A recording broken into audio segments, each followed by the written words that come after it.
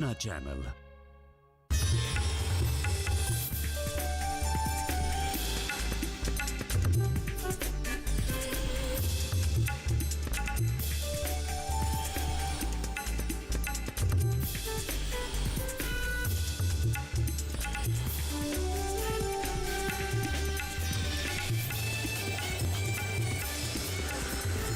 DD किसान, बदलते भारत की शान।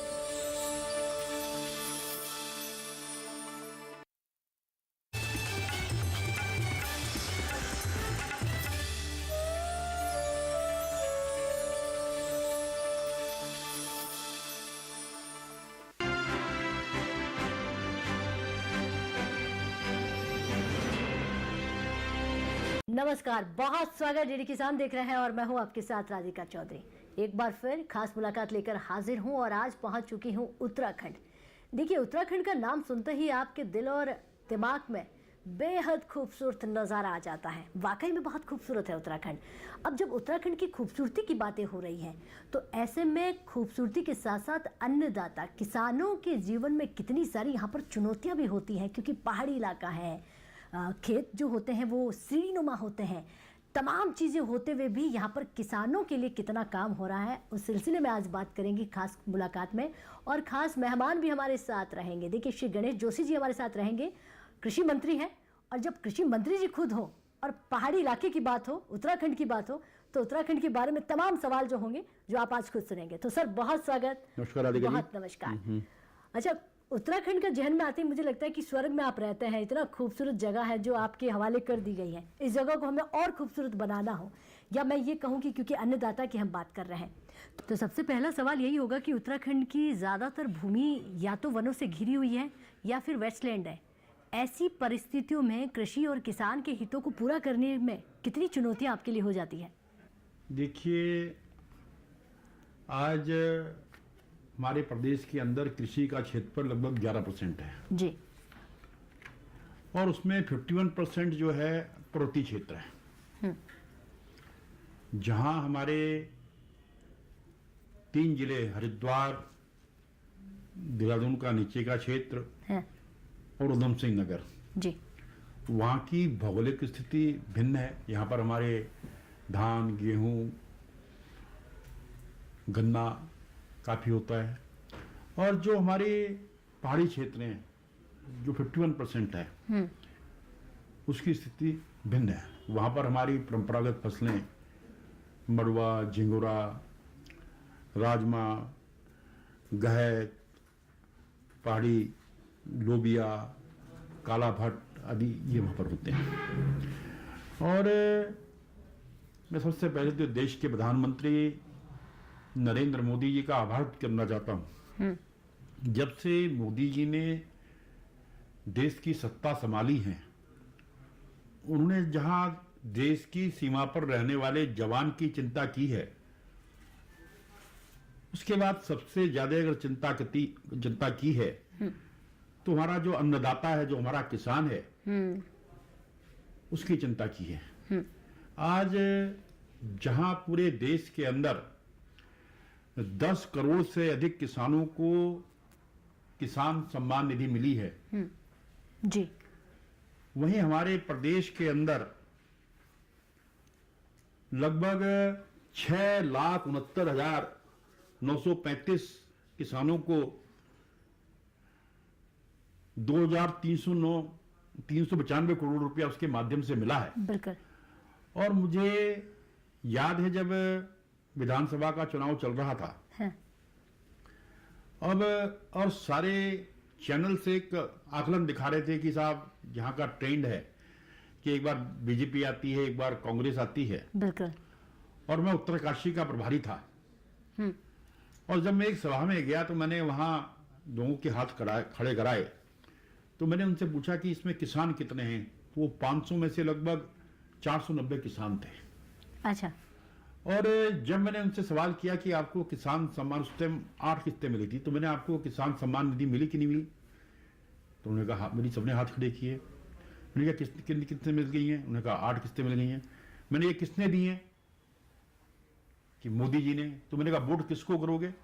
कि नरेंद्र मोदी को।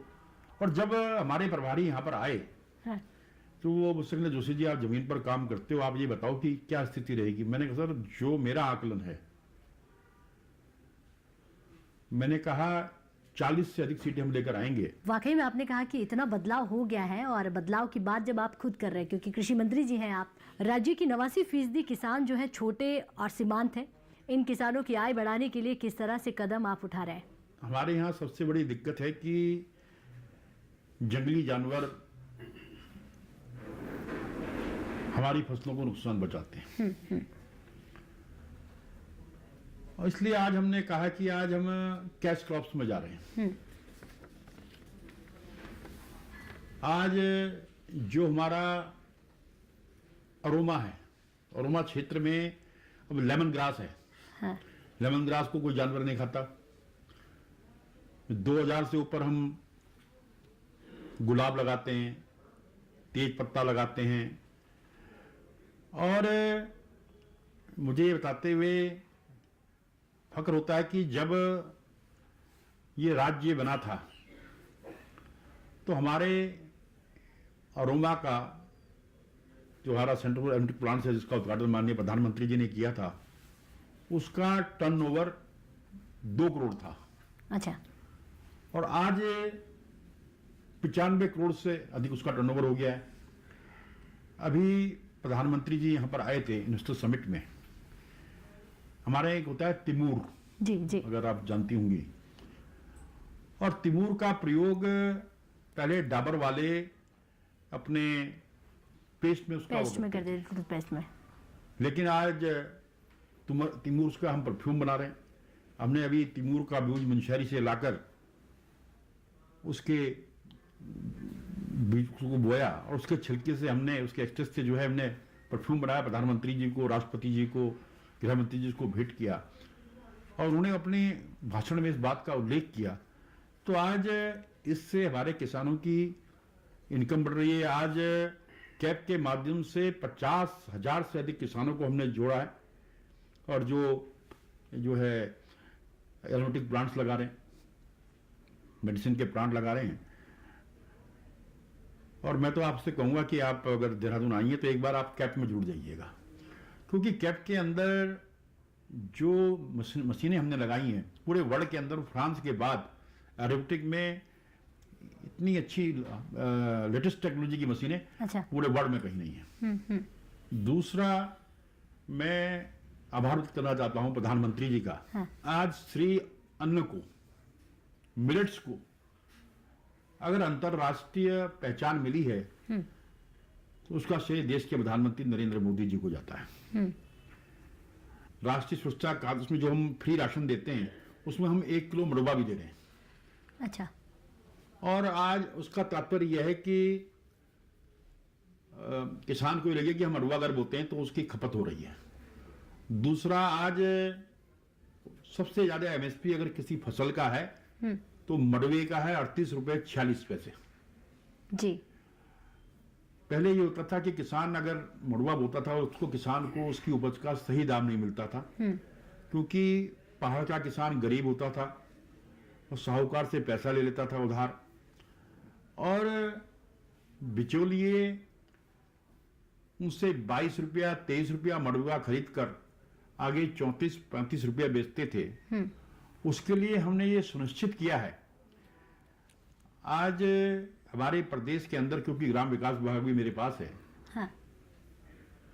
आज हमारे 64,000 से अधिक स्वयं सहायता समूह हमारे यहाँ पर चल रहे हैं, जिसमें 4,69,000 हमारी बच्चियां, हमारी बेटियां उसमें काम कर रही हैं। हमने कहा बिचौलियों को समाप्त करेंगे। हमने कहा हमारी समूह की बहनें किसान से उसके घर में जाकर मड़ुआ खरीदेंगी, एमएसपी पर खरीदेंगी। उसके लिए हम 1 रुपया 50 पैसे पर केजी उनको इंसेंटिव देंगे। मान लिया 10 किलो महिला खरीद कर ला के देती है, उसे 15 रुपये मिल जाएंगे। 1 क्विंटल लाएगी तो 150 रुपये मिल जाएंगे। इसके 2 फायदे होंगे।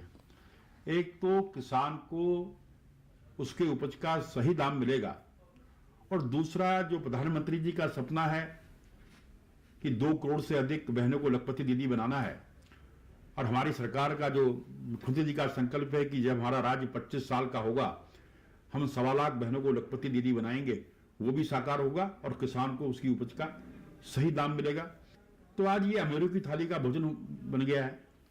और मुझे याद आता है कि जब हम राज्य की आंदोलन की लड़ाई को लड़ रहे थे, तो हम एक नारा लगाया करते थे कि हम कोदा झुंगरा खाएंगे, उत्तराखंड राज्य बनाएंगे।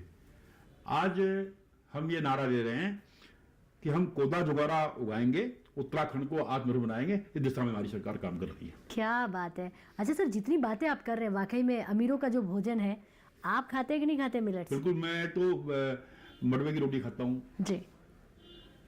आजकल सर्दियों में कुलत की दाल खाता हूँ। अभी आपने देखा होगा जब प्रधानमंत्री जी अमेरिका गए थे, तो यहाँ का जो चावल है उन्होंने जो है वहाँ के राष्ट्रपति को भेंट किया था। तो प्रधानमंत्री जी का, अब मैं कहूँगी प्रधानमंत्री जी हमारे ब्रांड एम्बेसडर हैं, तो कोई अतिशयोक्ति नहीं होगी कि आज उत्तराखंड को पहचान दिलाने में, क्योंकि उन प्रधानमंत्री जी ने कहा था कि केदारनाथ की धरती से कि आने वाला दशक जो है उत्तराखंड का होगा।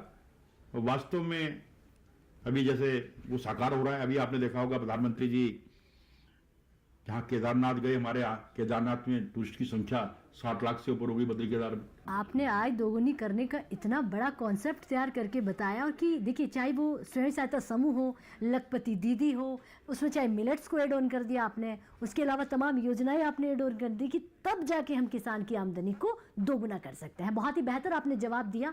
और वाकई में मिलेट्स चाहे आप किसी भी राज्य का ले लीजिए, उत्तराखंड की बात हो या कहीं भी, कोदो, कुटकी, सामा, बाजरा, आजकल मिलेट्स जो गरीबों का भोजन है, वाकई में मंत्री जी वो अमीरों का भोजन बन चुका है। और खाली हमारे भारत में ही नहीं, भारत से बाहर भी उसकी डिमांड जिस तरह से बढ़ रही है, तो वो सीधा सीधा किसानों की आमदनी दोगुना होने पर चली जाती है। बात अगर हम बार बार उत्तराखंड की कर रहे हैं, तो उत्तराखंड का ज़्यादातर इलाका जो है वर्षा आधारित है और पहाड़ी भी है।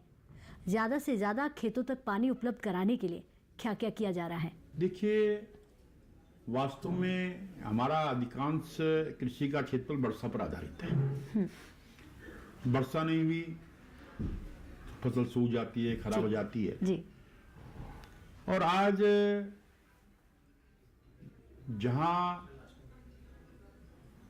प्रधानमंत्री कृषि विकास योजना से जो हमें पैसा मिलता है, और ग्राम विकास विभाग भी मेरे पास है, उसमें भी एक बहुत बड़ा बजट केंद्र सरकार से हमें मिलता है। हम जगह जगह चेक डैमों का निर्माण कर रहे हैं। आज 2176 से अधिक चेक डैम हमने बनाए हैं। आज हमारा लक्ष्य 1200 अमृत सरोवर का था, आज 1300 से अधिक अमृत सरोवर हमने बनाए हैं जी। हमने रेन वाटर हार्वेस्टिंग का इंतजाम किया है, जिससे हम उस पानी को वर्षा न होने के समय में सिंचाई के लिए हम इस्तेमाल करते हैं। और इस दिशा में हमारी सरकार काम कर रही है। तो लगातार सवाल आपसे यही कर रहे हैं कि हमें उत्तराखंड के किसानों को बढ़ाना है, उनको ऊपर उठाना है। तो उत्तराखंड में नई सेब नीति लागू की गई है, क्योंकि हॉर्टिकल्चर सबसे ज़्यादा हम देखते हैं यहाँ पर होता है। इन नीति के बारे में बताइए, और ये भी बताइए कि इन किसानों को किस तरह से फ़ायदा मिल सकता है सेब नीति से।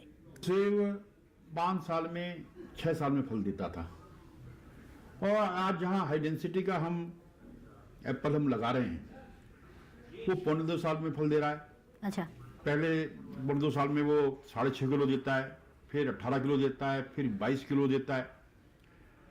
और हमने ये सुनिश्चित किया है कि पहले एक पर्टिकुलर वैरायटी किसान को दी जाती थी।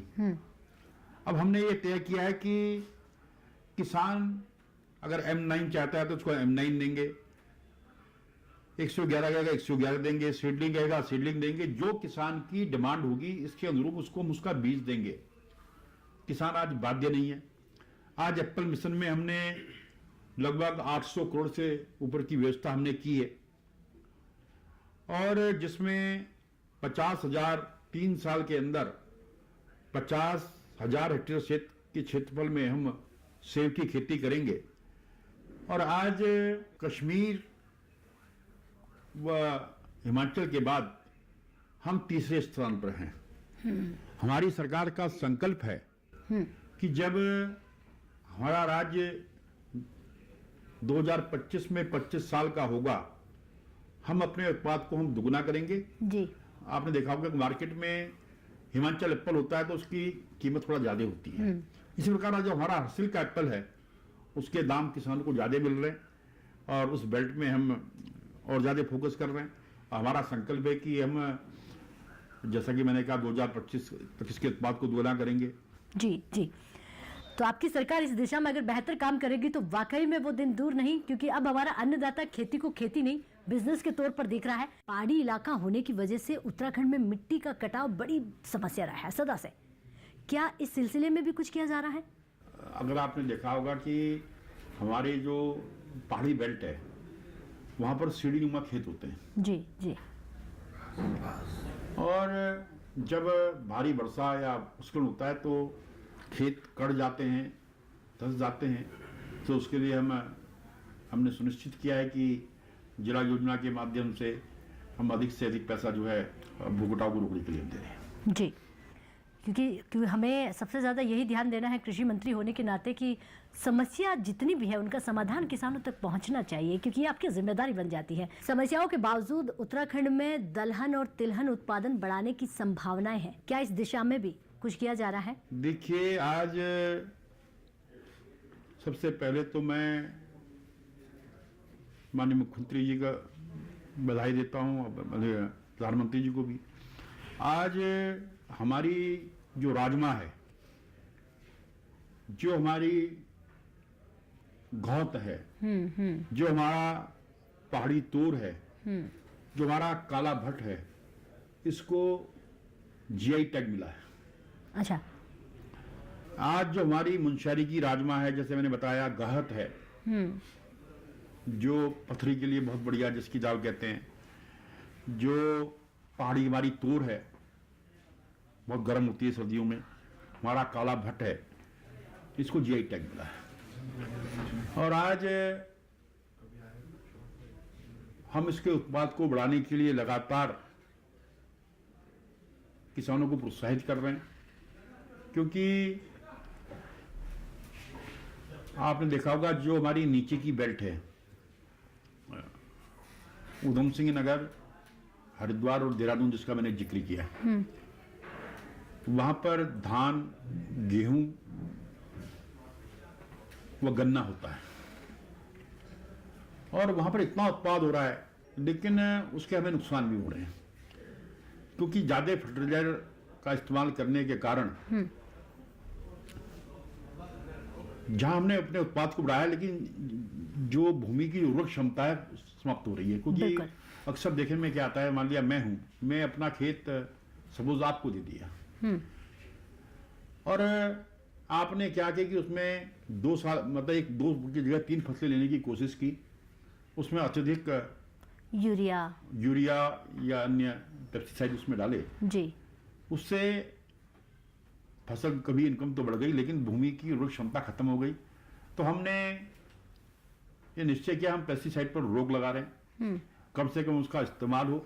और जो हमारी परंपरागत खेती है, मैंने कहा था ना कि हम जिसमें हम अपनी घर की गाय की गोबर की खाद डालते हैं, तो उस दिशा में हम काम कर रहे हैं और अपने किसानों को कह रहे हैं कि पेस्टिसाइड का कम से कम प्रयोग करें। जी जी, वाकई में सर, क्योंकि हम प्राकृतिक खेती की जब बात कर रहे हैं तो बार बार, और हमें बहुत ज़रूरी भी है कि किसानों को हमें पेस्टिसाइड से दूर करना पड़ेगा, यूरिया से दूर करना पड़ेगा। और अब तो आपने नैनो यूरिया की अभी आप जिक्र कर रहे थे थोड़ी देर पहले, और तमाम ऐसी चीज़ें आ गई जिससे हमें हमारी मिट्टी को फिर से बचाना है, क्योंकि मिट्टी की कहीं ना कहीं उर्वरक शक्ति जो है वो खत्म होती जा रही थी। अब एक सवाल और आपसे, आखिरी सवाल पूछूंगी, उत्तराखंड की परिस्थितियाँ जैविक खेती के अनुकूल हैं? अभी राज्य में जैविक खेती में क्या क्या स्थिति बनी हुई है, आगे क्या प्लानिंग है? 2,23,000 हेक्टेयर में हम जैविक खेती कर रहे हैं, और जब किसी उत्पाद के आगे जैविक लग जाता है, मान लिया जो राजमा 150 रुपए किलो बिक रही है जी, वो जब जैविक होती है तो 300 रुपए बिक जाती है, भाव बढ़ जाते हैं। तो आज देखना, हर व्यक्ति, क्योंकि जितने भी हमने कृषि मेले लगाए हैं, उन मेलों में जितना उत्पाद जैविक का बिका है और उनका एडवांस बुकिंग तक हो गया, तो हमारी सरकार का संकल्प है कि आज जब हम 25 साल के होंगे, हम अपने उत्पाद को जो है 50% से ऊपर ले आएंगे।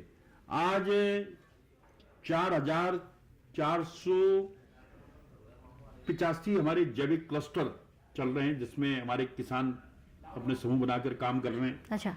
आज पूरे प्रदेश के अंदर हमने जैविक के 216 आउटलेट भी बनाए हैं, ताकि उत्तराखंड देवभूमि है, यहाँ पर 12 महीने टूरिस्ट कहीं ना कहीं आता है, तो इन आउटलेट के माध्यम से हमारे जैविक उत्पाद को खरीदता है।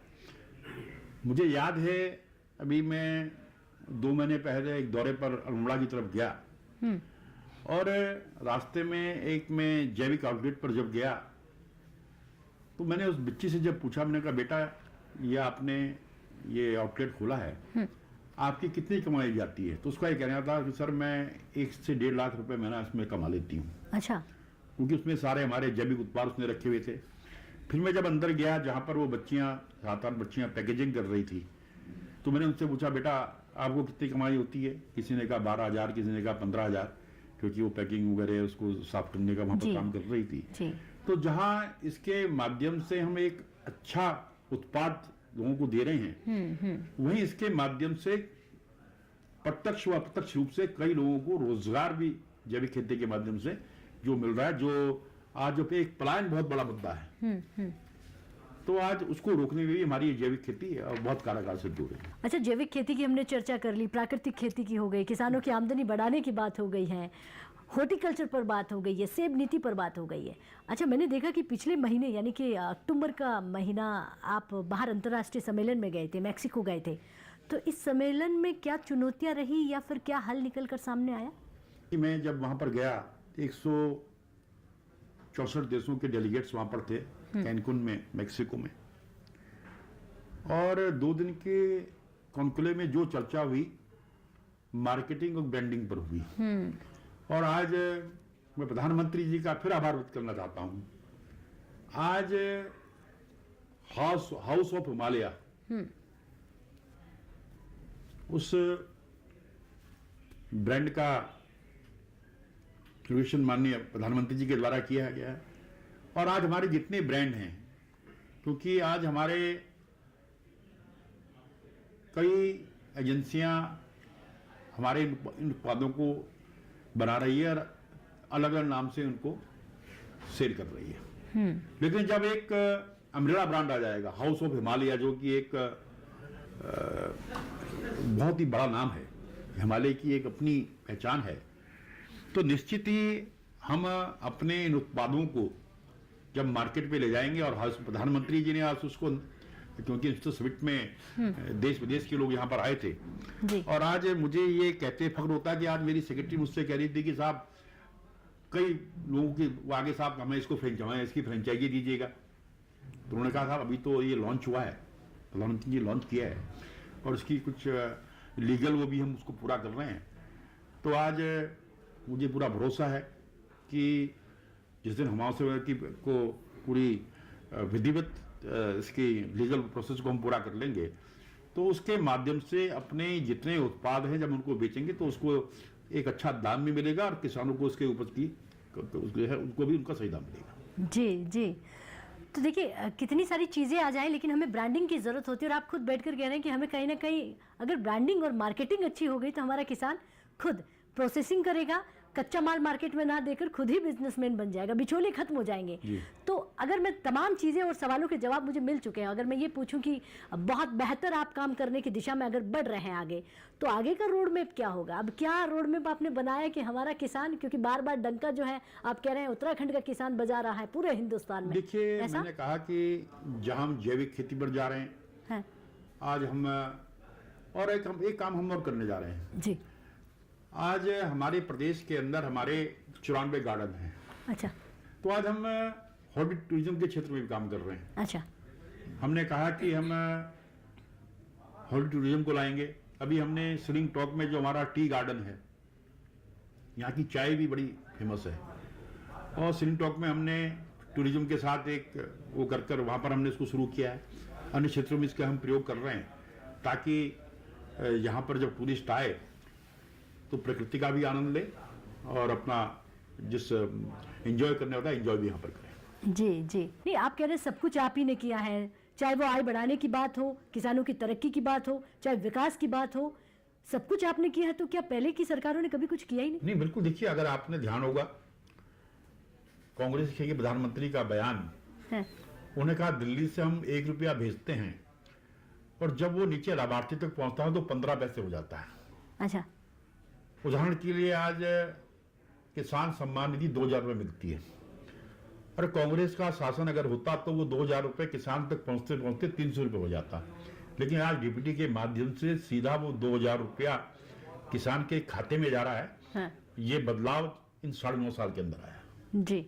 और इसके लिए मैं प्रधानमंत्री जी का बहुत आभार व्यक्त करता हूँ कि आज जितने भी केंद्र सरकार की योजनाएं हैं उसमें सीधा सीधा चाहे किसी भी क्षेत्र का लाभार्थी हो, सीधा उसके खाते में जाता है। चाहे गैस की सब्सिडी हो, चाहे किसान सम्मान निधि हो, तो सारे का सारा जो है उसके, चाहे जो हमारे स्ट्रीट वेंडर की जो योजना बनाई है, तो सारा उसके खाते में जाता है, सीधा लाभ उसको मिलता है। अच्छा, सब कुछ अगर आप ही ने किया है, क्योंकि अभी आप 2,000 रुपए का एग्जाम्पल भी दे रहे हैं, तो क्या आपको लगता है जो 9.5 साल में आपने विकास करवाया है ये बहुत है या कुछ और करने की जरूरत है? आप यही हाथ खड़े कर, अगर आप कहें कि पिछले 60 साल 70 साल में जो कुछ हुआ 60 साल में, उसको आप 10 साल में चेंज कर दें, हालांकि बहुत परिवर्तन आया है। आज मोदी जी ने जब सत्ता संभाली थी, हम विश्व की 10वीं अर्थव्यवस्था थे, सबसे बड़ी। आज हम 5वें स्थान पर आ गए हैं और मैं दावे के साथ कह सकता हूं जब तीसरी बार माननीय मोदी जी प्रधानमंत्री बनेंगे, विश्व की हम तीसरी अर्थव्यवस्था होंगे, जिसका बार बार मोदी जिक्र करते हैं, वो दृश्य मुझे दिखाई दे रहा है। तो कृषि मंत्री जी ने विकास की जो गंगा किस तरह से बह रही है वो खुद जुबान से सुनवाया कि देखिए विकास किस तरह से हुआ है। जब डिजिटल किसान की बात हो रही है, डिजिटल भारत की बात हो रही है, जब स्टार्टअप की बात हो रही है, जब हमारी महिलाओं की बात हो रही है, शिक्षा की बात हो रही है, तमाम विभाग किस तरह से परिवर्तन की ओर आगे बढ़ा, उन पर आज हमने चर्चा की और तमाम सवालों के जवाब भी लिए कि किस तरह से और खेती में हम तरक्की ला सकते हैं और किसानों के चेहरे पर मुस्कान ला सकते हैं। काम बहुत है और जो आपने किया वो भी बहुत किया है, उसके लिए शुक्रिया। लेकिन अभी भी आपको इतना काम करना है क्योंकि पूरा हिंदुस्तान आप ही की तरफ देखता है, अन्नदाता कृषि मंत्री जी की तरफ ही देखता है कि और क्या योजनाएं हमारे खाते में नहीं आ सकती हैं। तो इजाज़त दीजिए, लेकिन इसी सिलसिले में खास मुलाकात में एक और मंत्रालय तमाम योजनाओं को लेकर, क्योंकि आपकी सरकार को समय हो गया है और क्या क्या आप ला सकते हैं उन पर सवाल लेंगे, जवाब आप तक पहुंचाएंगे। नमस्कार। नमस्कार।